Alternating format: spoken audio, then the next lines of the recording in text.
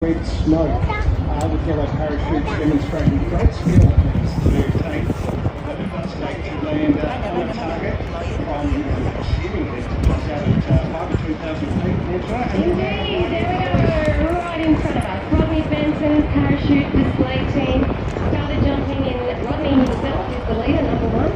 He started jumping in 1989. He's got 6,000 parachute jumps under his belt.